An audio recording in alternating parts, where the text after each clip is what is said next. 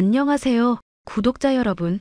구독과 좋아요는 채널 운영에 큰 힘이 됩니다. 안녕하세요. 올해 37살 된 여성이에요. 서울에 거주하고 있고 직원 7명이 있는 작은 투자회사를 운영 중에 있습니다. 제가 꿈 많고 멋 모르던 고등학교 1학년 때 부모님이 갑작스레 사고로 돌아가셨어요.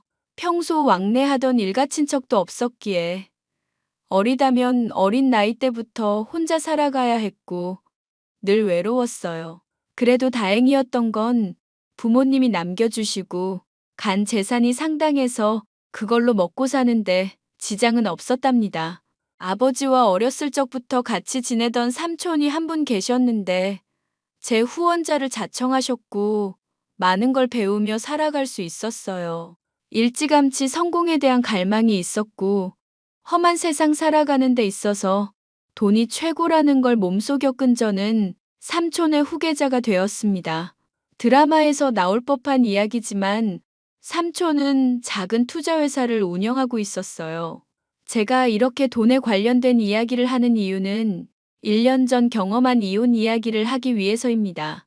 무미건조했던 제 삶에 그 사람들이 들어오면서 3년이라는 결혼 생활 동안 참 다사다난하게 지냈던 것 같아요. 여전히 그놈은 제게 종종 연락을 해오며 사랑을 갈구하고 있지만 돈 앞에 장사 없다고 늘 깨갱거리곤 하네요. 어떤 이야기인지 궁금하시죠?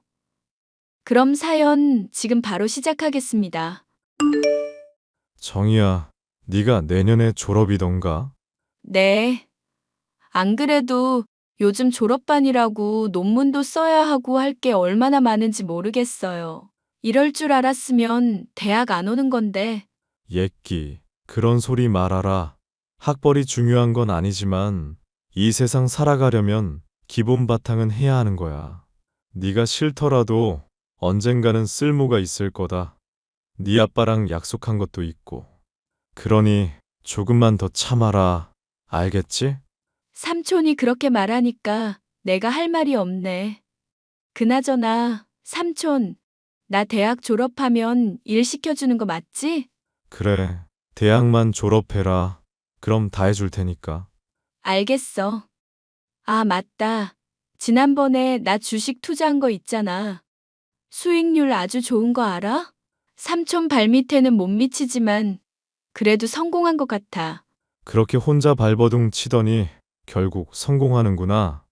마지막 학기 끝나면 그때부터 회사 나와라. 김 부장한테 이야기해 놓을 테니까 일 배워. 정말?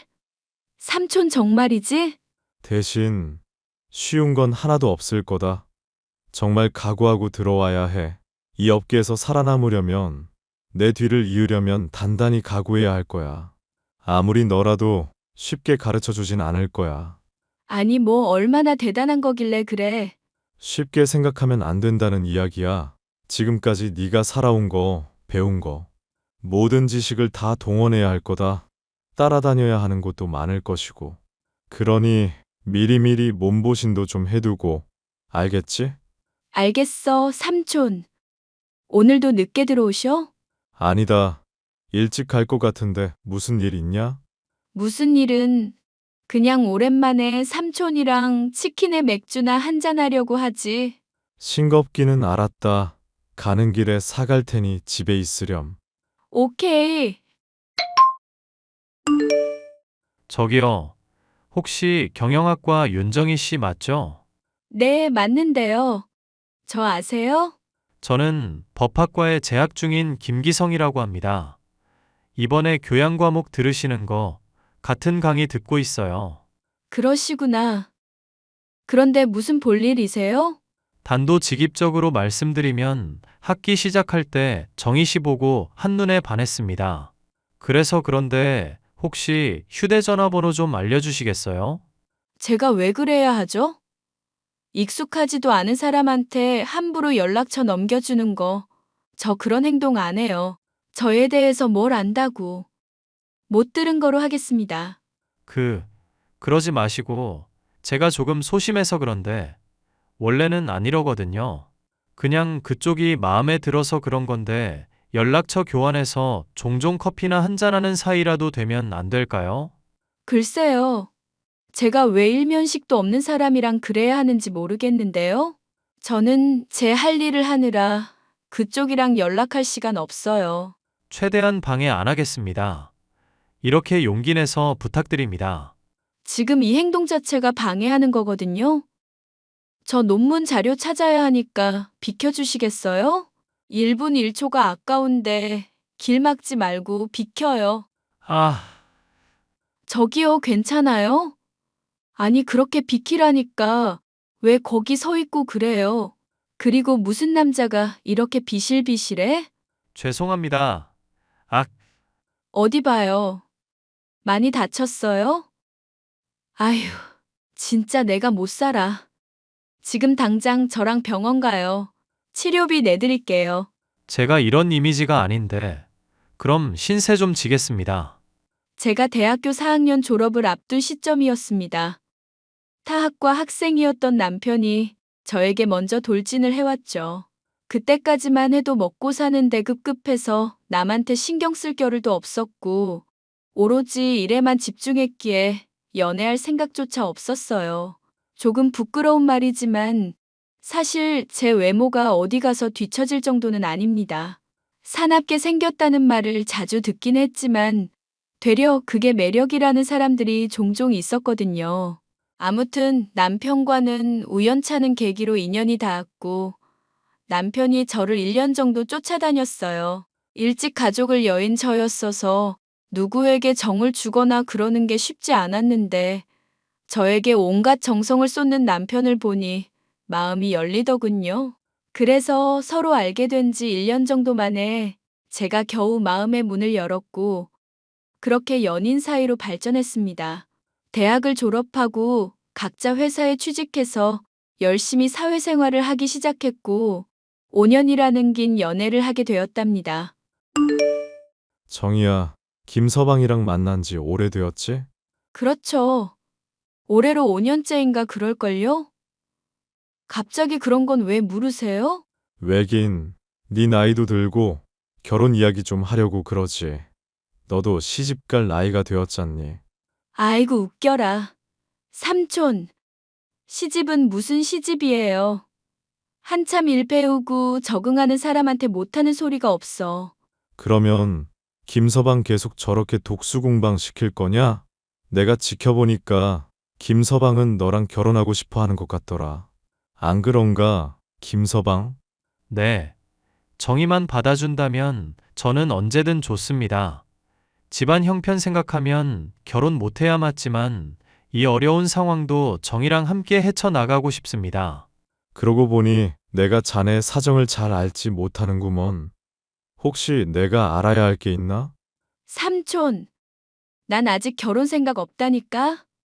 한참 일 배우고 적응하고 있는데 결혼해서 가정 생겨서 신경 뺏기면 적응 못한다고. 아직 결혼할 때가 아니야. 이 녀석아, 때가 어딨니? 서로 좋아하고 환경이 맞으면 그만이지. 결혼 비용 때문에 그러는 거면 걱정하지 마라. 그나저나 자네 집안 형편이 얼마나 어려운 건가? 사실 그게 아버지가 작은 사업을 하나 하고 계시는데 늘 적자예요. 여동생은 아직 나이가 어려서 중학생이고요. 한창 예민한 시기라 제가 뭘 하지도 못하고. 그런 것쯤이야 서로 이해하고 넘어가면 그만이지. 아버님은 무슨 사업을 하시는데 그러셔? 우리가 투자할 수 있으면 그렇게 하도록 하지. 함부로 투자하지 않는 게 내 철칙이라 조사는 어느 정도 해봐야겠군. 투자를 해달라는 게 아닙니다. 지금은 자금 사정이 좋지 않지만 조금씩 회복하고 계세요. 아무튼 저는 정이랑 결혼하고 싶습니다. 나는 아직 결혼 생각 없어. 일 배우는 것도 힘든데 결혼까지 하면 어느 하나 제대로 신경을 못 쓸 거야.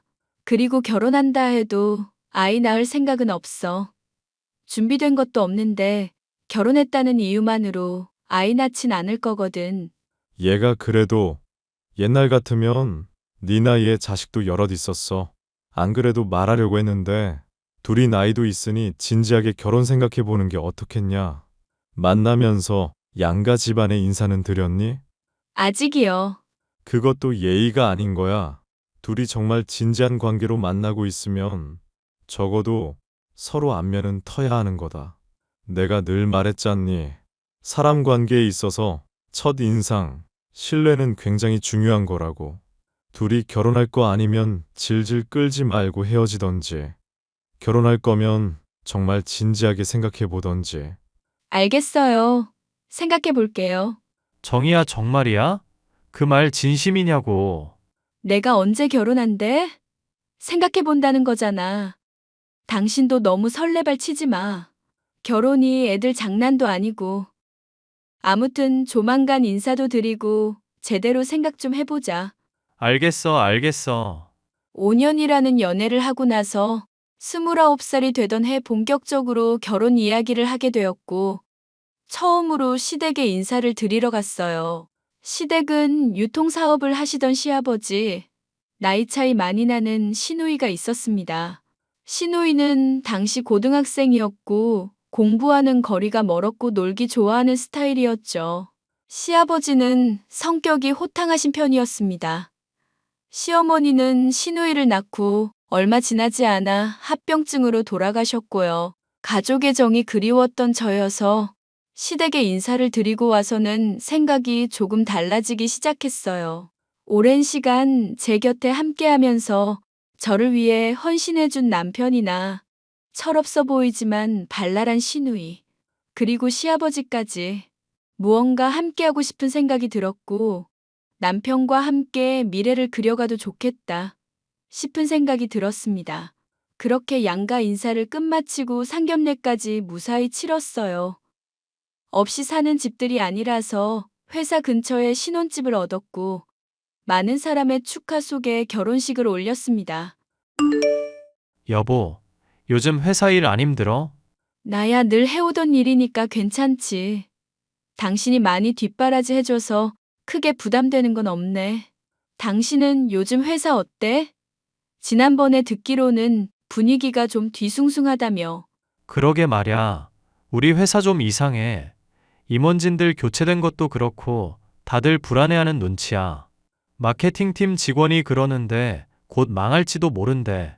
그건 무슨 소리야? 아니, 우리 회사 요즘 번번이 계약 실패하고 투자금 받아낼 회사도 없어서 겨우 연명하고 있거든. 지난달에 영업부에서 20명이나 잘렸어. 그렇게 한 번에 사람들 없어지면 남는 게 없잖아. 불안하긴 하네. 그럼 이참에 이직 준비해보는 거 어때?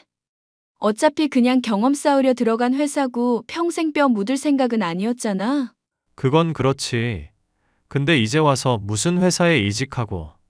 당신 법학과 나왔으니 보험 쪽도 괜찮고, 지금 나이에 사법고시를 보는 건 좀 어려우니까 다른 길을 물색해봐야지.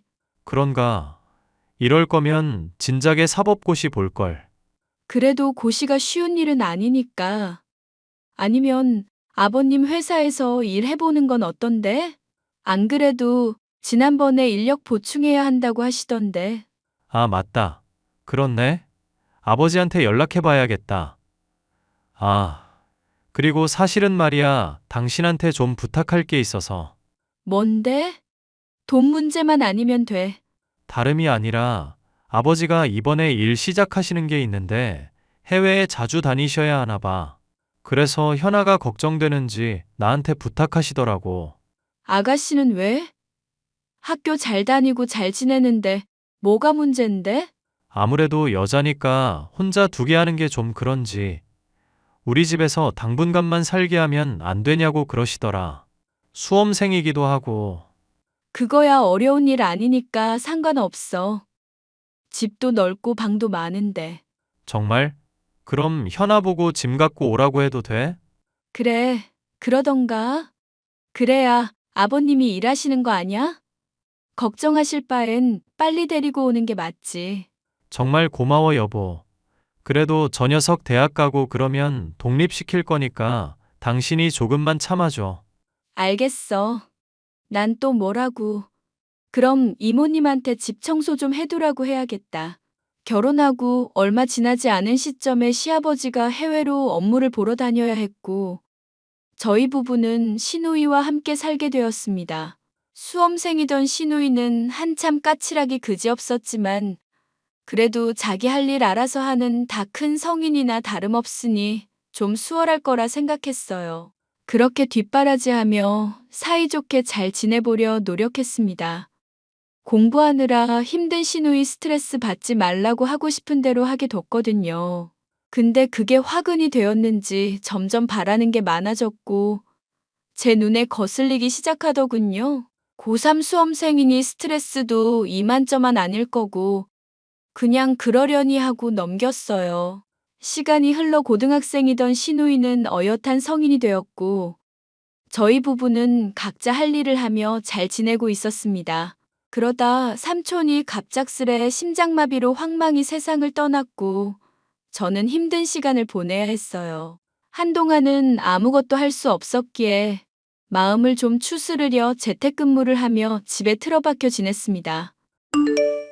언니, 드레스룸에서 언니 옷 좀 빌려 입어도 돼요? 내 옷은 너무 어린 티가 나서. 이번에 파티 가야 하는데 다 있는 집 자식들만 온대요. 그래서 그런데 나 옷 좀 빌려줘요. 아가씨, 이번에 학점 잘 받았어요? 이번 학기도 유예되면 졸업 못 하잖아요. 대학 다니는 의미가 없는데. 이러면 나중에 사회생활하는데 지장이 있을 수 있어요. 아, 언니, 기분 좋게 나가려는데 왜 그래요? 아가씨, 젊은 마음에 노는 거 이해하는데 몇 년 더 살아본 사람으로서 충고 하나 해주자면 지금 그렇게 즐기는 동안 누군가는 성공하고 싶어서 발버둥 치고 있을 거예요. 그러니까 시간 낭비하지 말고 아가씨도 아가씨 인생을 위해서 무언가를 좀 해봐요.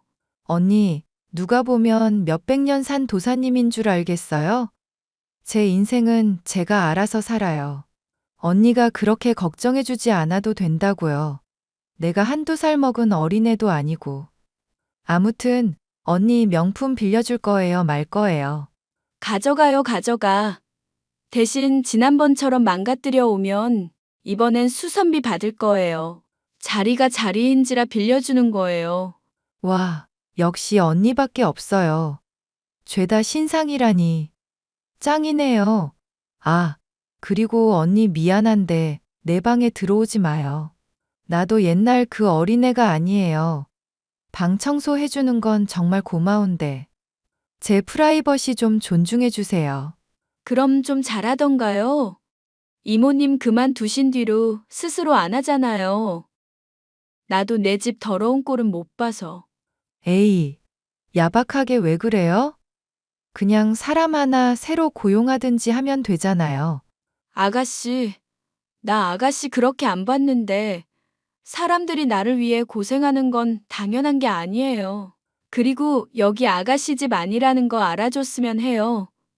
그이가 독립시키자는 거 내가 데리고 있자고 한 거니까. 아버님도 해외에서 오래 계시니까 아가씨 걱정된다고 하셨고. 지금 나한테 생색내는 거예요? 인생 몇 년 더 살았다고 뭐 좀 되는 모양인데 나도 생각하고 행동할 줄 아는 사람이거든요. 어린애 아니고? 아무튼 충고는 그만하고 나 좀 나갔다 올게요. 집 좀 잘 지키고 있어요. 시아버지의 사업은 어느 정도 안정화돼 가는가 싶더니 점점 가세가 기울기 시작했습니다.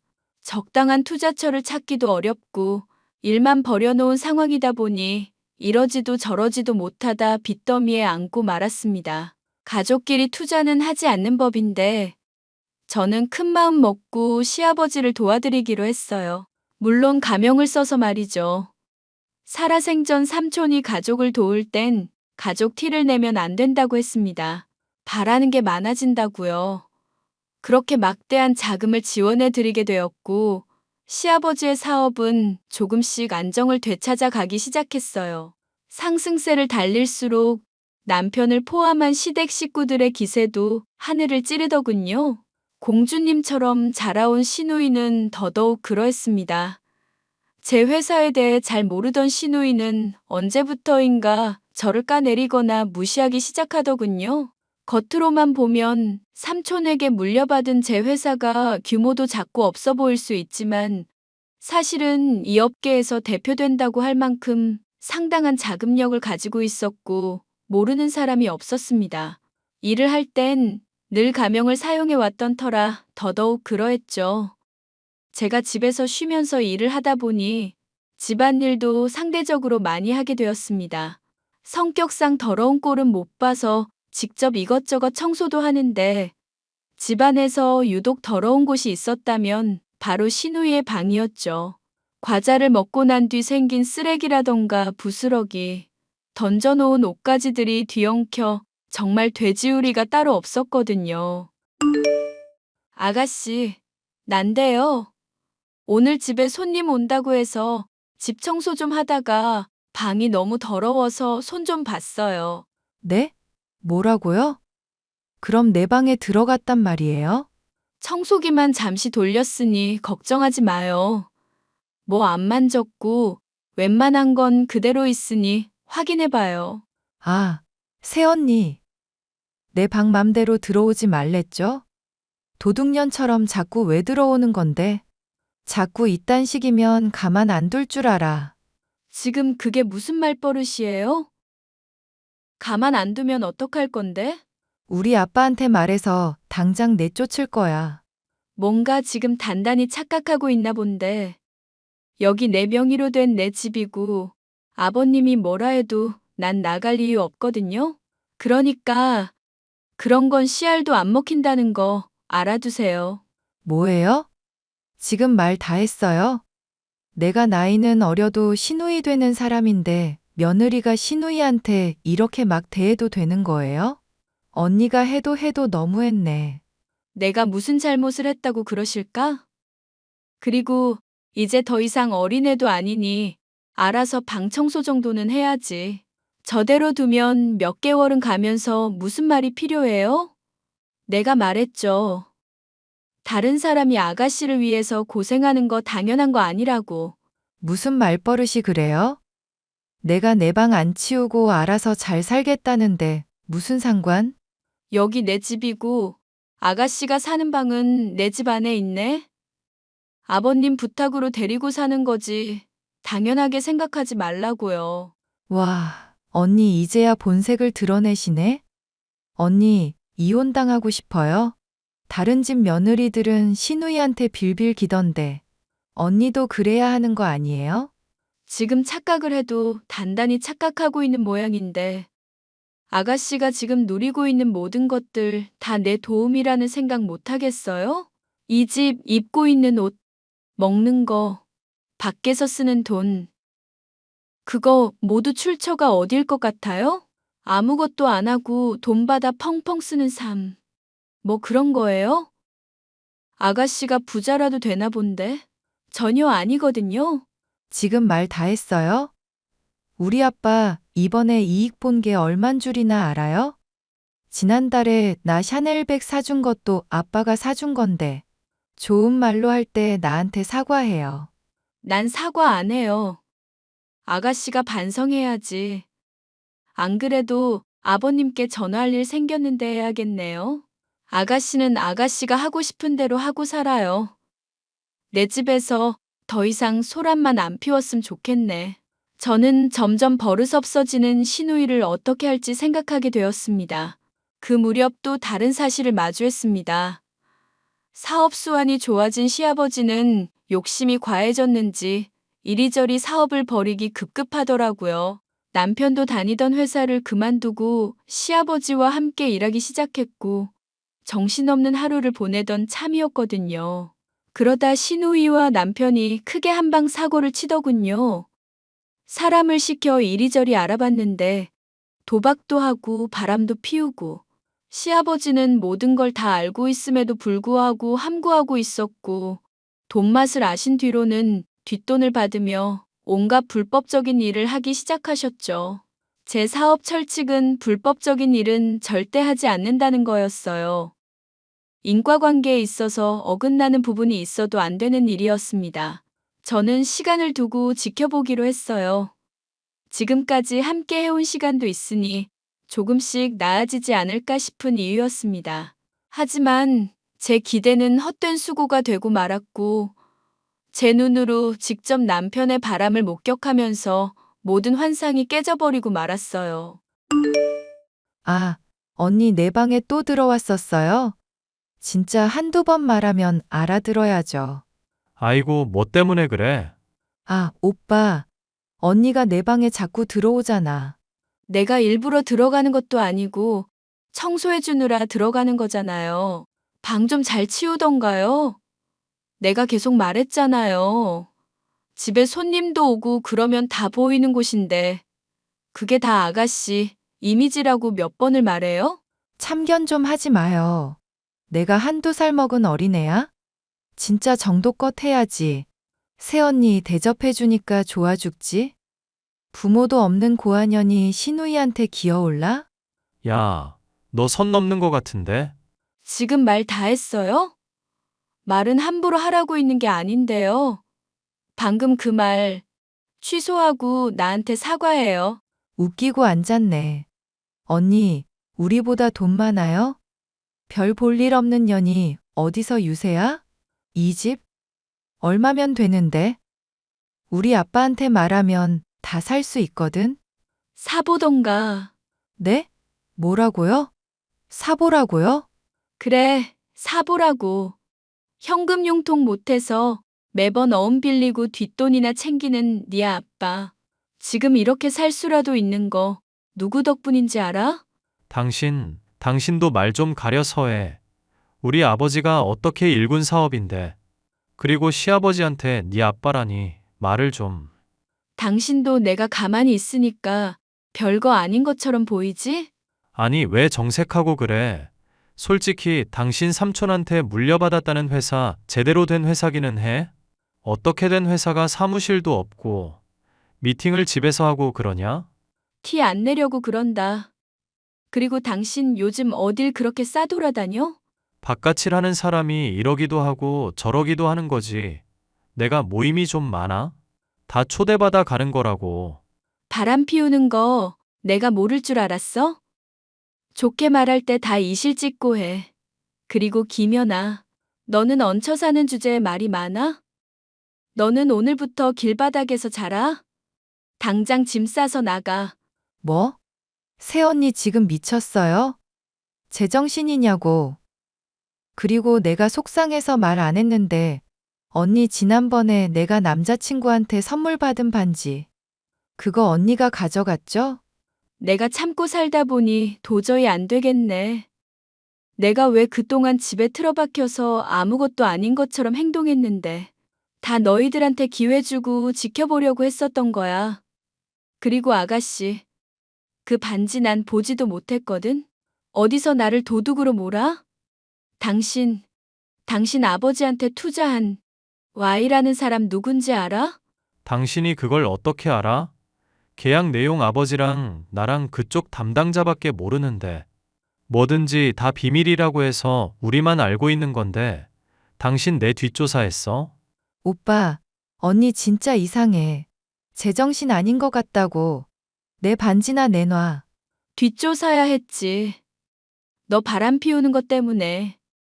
그리고 그 Y를 어떻게 하냐고? Y 투자회사 실소유주가 나거든. 즉 그 모든 게 다 내 돈이라는 소리야. 알아? 그리고 김연아, 너 입 안 닥쳐? 어디서 나를 도둑으로 몰아. 네가 술 처먹고 돌아다니니까 어딘가에 떨어뜨리고 온 거겠지. 왜 나한테 지랄인 거야? 뭐? 개소리 하지 마. 어디서 말도 안 되는. 못 믿겠으면 아버님께 가봐. 1시간 이내로 계약 파기할 거니까. 뒷돈 받아온 거 더러운 짓 한 거 다 알았으니 계약 유지할 필요 없거든. 우리 회사 철칙이야. 더러운 돈 취급 안 하는 거. 그렇게 알고 둘 다 짐 싸서 나가. 사람 부르기 전에. 여보, 자기야. 저는 두 사람을 그 길로 내쫓았고 이혼 소송을 걸었습니다. 물론 시아버지 회사에 투자했던 투자금도 회수했고요. 하지만 다는 못하더라고요. 워낙 까먹은 돈도 있고 뒷돈으로 굴리다 보니 사정이 많이 안 좋더라고요. 하지만 봐줄 생각은 전혀 없었습니다. 평생 같이 살 가족이라 생각했는데 이런 식으로 뒤에서 배신당하니 기분이 좋지 않더라고요. 이혼 소송하면서 위자료 3천만 원 받은 거 방 구할 때 쓰라고 다시 돌려보냈습니다. 시아버지는 제가 자금을 회수하니 금방 휘청이더군요. 몇 억이나 되는 빚도 생기고 시누이는 그 와중에 명품 타령하고 한순간에 서류 몇 장으로 모든 관계가 정리된다니 조금 어이없었지만 그렇게 끝을 보았습니다. 시댁 식구들은 하루가 멀다고 저를 찾아오기 바쁘지만 저는 매번 매몰차게 대하고 있어요.